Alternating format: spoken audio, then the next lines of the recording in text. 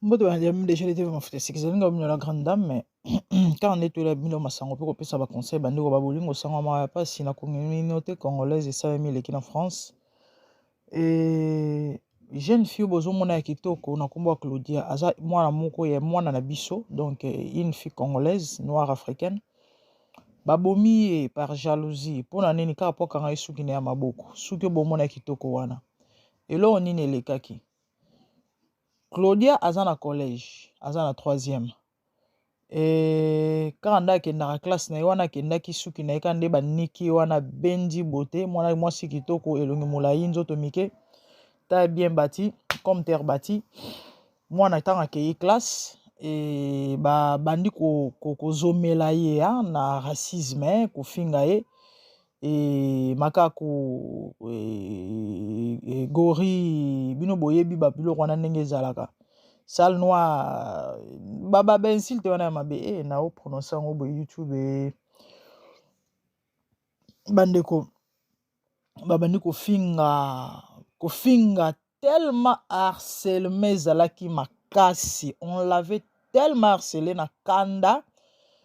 bino boyebi bato mwinu ndenge déjà tozalaka on se laisse pas faire soki mpenza matiti na motu mindele balelaka oko akimi mbango ake soki mpe komibwaka wapi ake kofunda biso bongo te na kanda na alandi mwana mwasi oyo azali vraiment na motu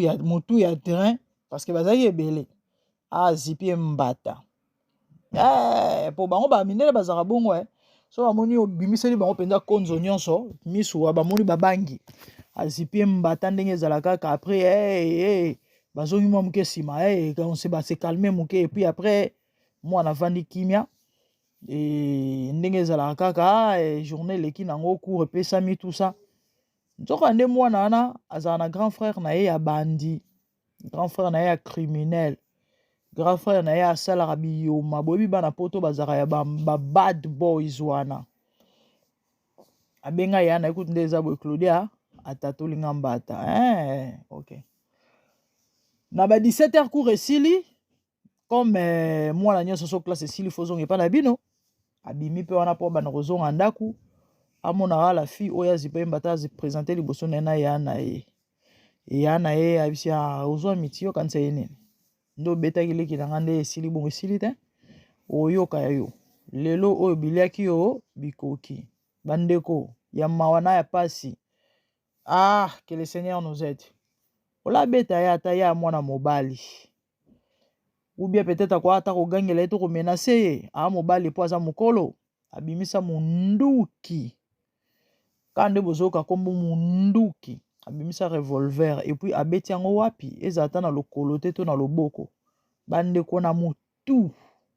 akalkila na mutu to Claudia kwei le temps bapompe bayaka bakende na hôpital akoti koma ameka yango te akufi ya mawana ya pasi directeur ya école azoloba ke non Claudia azalaki provocante donc Claudia provocatrice ye nde mutu abandaka ayaka na basuki na ye batrese baafricain ata bino mo bandeko bino bosi bomona makambo boye ayaka na basuki na ye bato mwindu na école mpona koya koprovoke baninga koexcite jalousie est ce que eza na sens batuni directeur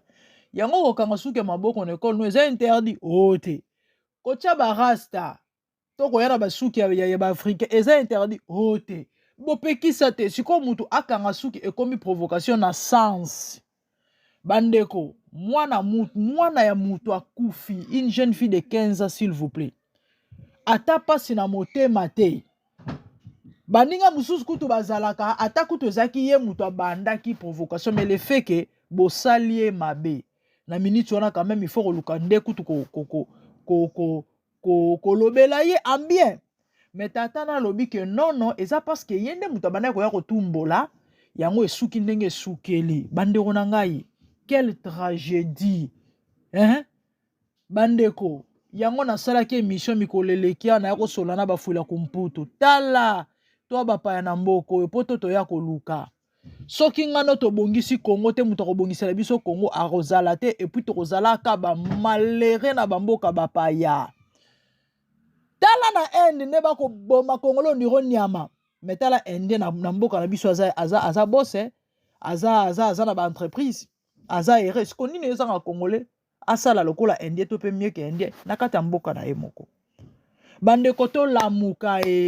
bino bobota na bapoto bokoli na bapoto sope bobotami na bapoto sope bobala na bapoto nyonso ya bino ekoma poto bobosa na Afrique bocha croix boto boza kuna te pourquoi parce que oza na passeport rouge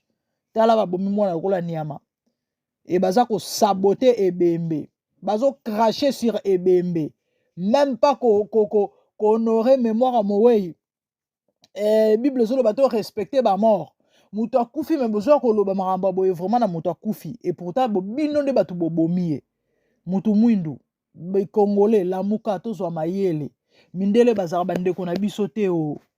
mindele bazaka binemi na biso mindele balinga biso te o ne to na bamboka na bango oyo boye bandeko na ngai po na bango ndire ezalaka neti na yebi te encombrement moko boye na lisko na sola na baparent bana boni baozala abusé na bamaloba ya ba racisme na ba école bana boni émission nzamba okamawa abatela batia ba restriction te parce que choix pe ezate il faut ka toloba boy parce que YouTube akomi na buzoba moko tanzoka baba mo mususu ya balolenga boye et okoma ba problème batie ba jaune na ba monétisation et consort bandeko bana boni ba osibir ba réalité ya ba mafinga ya ba bullying biso benga ngwana anglais ba harcèlement et pas na baninga ba omisusu ka pona nini po posone za mwindu kozala mutu mwindu ya lisumu ekomami wapi kozala mutu mwindu eza problème c'est quoi au juste qu'est-ce qui ne va pas bandeko na ngai to lamuka mwana oza tio son de ma voix mama solaka na mwana papa solaka na mwana so auti classe azongi otundi comment était l'école comment ça a été ça s'est passé comment et tes amis luko yeba soki ka mwana bani masola kobetela yo ya liboso mibale misatu ke no mama ndenge eza boye tala bafingaki nga camarade na abundisaki nga balobaki na nga nazali likaku balobaki na nga boye mama sala tu papa sala nyonso ba transférer mwana ba changer mwana école avant que mabe ekoma bana combien bakozwa makama bana combien bakomiboma bana combien baza komiboma likolo babiloko oyo nazwa ba news world combien de bana bakomiboma na likolo ba mo wana te famille moya na ya sui wana combien de bana baza komiboma likolo babiloko oyo tellement baza kofinga ye ki makambo ya babopuloposo mpo ngambuka po amutu mwindu akoki te de trop ti mwana mibomi mususu pe libabe kaka donc mwana wana koma neti yende sija mokeri boye bozo ba même na bafrika tango tozotanga ezalaki okoba mwana classe na bino moko boye bosekake kaka bana misu ebele baza bongo na bamboko siko poto na afrika ya ndenge moko te oyoka mwana okoma sija mokeri babana kotia misapi kotia misapi na sensi ya ko voilà kofinga mwana ti mwana oka mwana okoka te combien de bana mike bana ba 10 ans 12 ans baza ko mettre fin na ba vie na bango likola ba biloko mama lamuka papa lamuka solaka na mwana ekole eleka ndenge nini o likambo problème o nini loba na mwana donc kende nanu na ekole yango nakende kosolola et puis généralement basalaka mpe eloko te mindele basalaka na bango eloko te donc eza devoir na yo to pe responsabilité na yo moboti vie ya moko lelo so babomeli yo mwana bandeko nayebi te mama mwana olaa nde nini mwana no ya mwasi et puis ya kitoko boye 15 ans moi j'ai mon garçon il a 14 ans presque ba même âge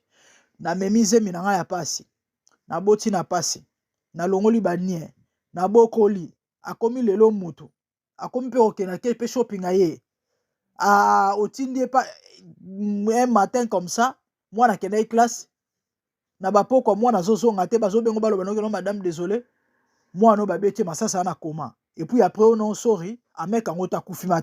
attendez okolongola bilamba hein botie vie ya mutu wapi o kapenda ba pota o esilaka te ok vie mobimba tu restes avec ça tu vis avec ça mwana ozonga sute mwana kufi akei eloko asuka bandeko na nga naloba na baboti tosambelaka mpo na bana tosambelaka mpo na bana mama mwana okende classe na ntongo tia ye maboko baekolo bomonaka wana ya trop de réalité spirituelle trop de réalité spirituelle pour votre information bana ebele bomonaka na baekole nde bisika baokende koinitie bango na kindoki na betaka lisolo moko je crois année passée ya mama moko na Belgique mwana na ye ayela ye moko mosusu bamama baafrikain tozalaka distrait ozaka na songisongi na whatsapp tika boye kari mokonzi asaye nini mais oza même pas na temps ya koluka kosala devoir ya mwana to mpe kolandela bakaya ya mwana kofungula saki ya mwana oyeba nini ezoleka nini ezosalema mwana ayela mama lettre asigné non mama faya na banda cour oyo mais professeur na nga alobaki avant na kota yango il faut yo osigné mama tangi te azwa signa donc veut dire apesi permission cour ezalaki nini initiation na occultisme mwana koti na initiation première année deuxième année donc mwana comme un grand maître ko mwana ba plus ou moins 10 ans muko mususu ezaki soki pe fale basala eloko nini yango wana po bakomi mata bagrade ti siko mama ntango mwana azoyebisa ke no fale tosala boye tosala mama ye na juste mais eza nini makambo ozoloba nanga mais ebandi na ndenge nini makambo mais yo sinya kopesaka accord bandeko mwana ntango bandi obeta alobi ke non bakendaka baitalie donc mwana koma deja kosala bavoyage astral bakendaka baréunion na Vatican soki na Rome soki wapi donc mwana se akomi kulu ya tala kosakana na kindoki te muta kosa ote mwana nazala kindoki babondeli batie maboko kindoki esili kosakana na kindoki te tokangi parenthèse po nini mama na tante bamama bofungula misu we bozala éveillé mpo na bana ulala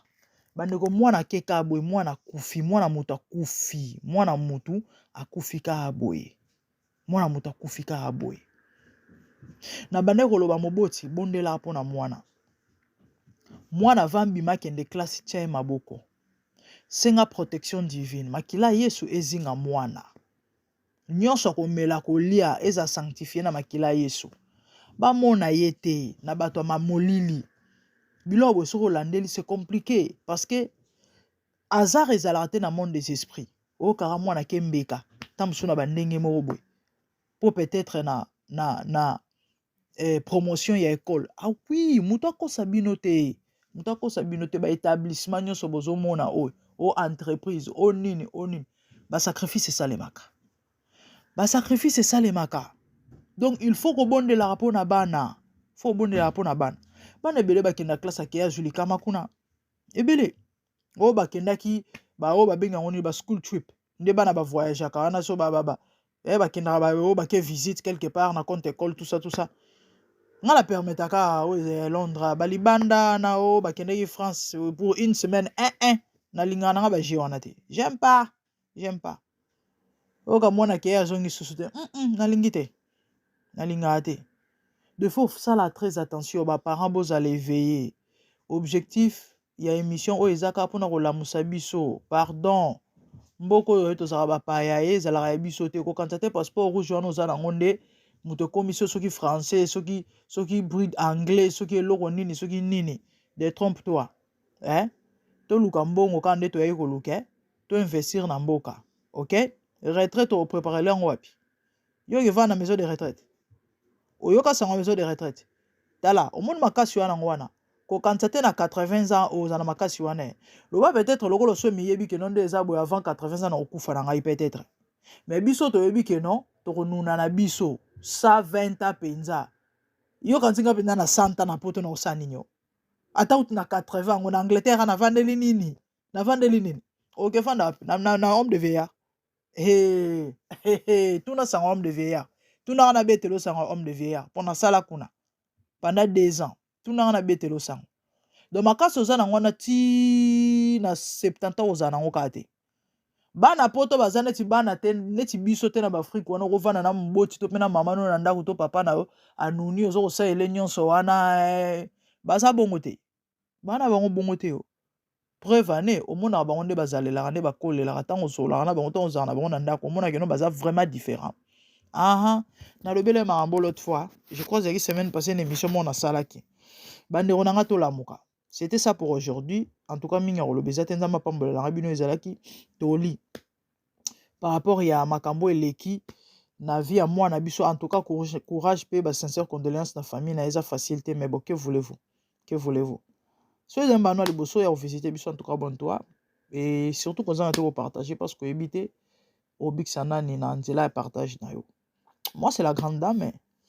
et quand à moi mbala sima bo like ba vidéo et ça la bien moi si je suis en commentaire on est là que le Seigneur vous bénisse merci au revoir à plus bye